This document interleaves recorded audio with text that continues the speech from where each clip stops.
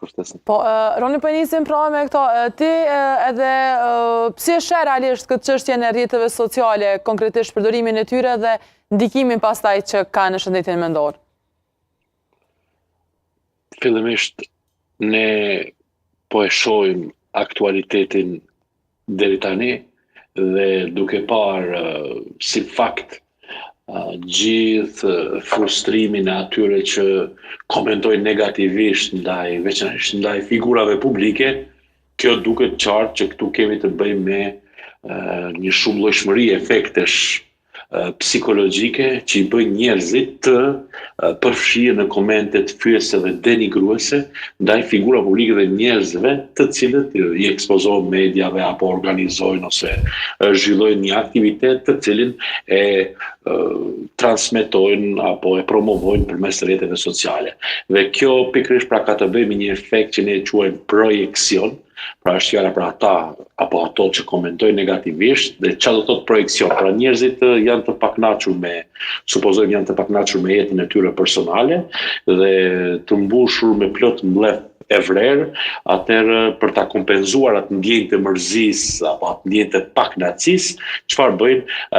Komentojnë në rrjetet sociale duke fyer tjetrin apo duke bullizuar tjetrin në format nga më të ndryshme, madje edhe në ato kushte anonimiteti. Dhe në rrjetet sociale, ashtu siç e parashtruat ju pyetjen, çfarë masa duhet të ndërmarrim, është shumë e nevojshme që të zhvillon plane konkrete mes profesionistëve të cilët duhet me patjetër të aplikojnë apo të organizojnë strategji për të parandaluar apo reduktuar shfaqjen e këtij bullizimi kibernetik ose bullizimi online në rrjetet sociale. Dhe sikundër, kjo pikërisht ka të bëjë edhe me një edukim të përgjithshëm digjital apo medial, duke i ndërgjegjësuar njerëzit edhe për pasojat ligjore për ata njerëz të cilët komentojnë në rrjetet sociale.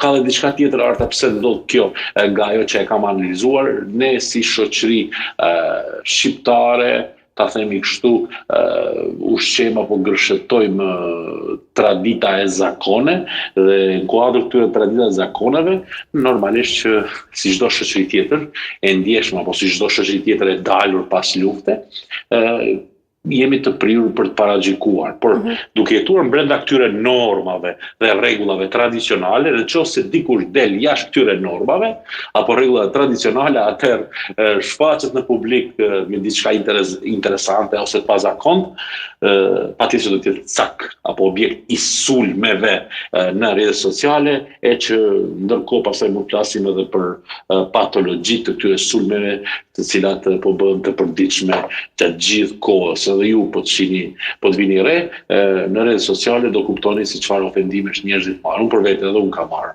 Po. Fyer dhe komente negative dhe si kam luftuar këto, duke i analizuar sepse unë përfitoj nga kjo.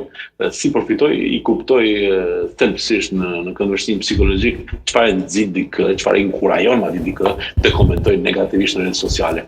Po, Ron, nëse flasim e përmenda dhe ti, pra, ata më shumë, njerëzit janë të prirur të komentojnë më shumë negativisht në rrjetet sociale dhe jo njësoj në jetën reale.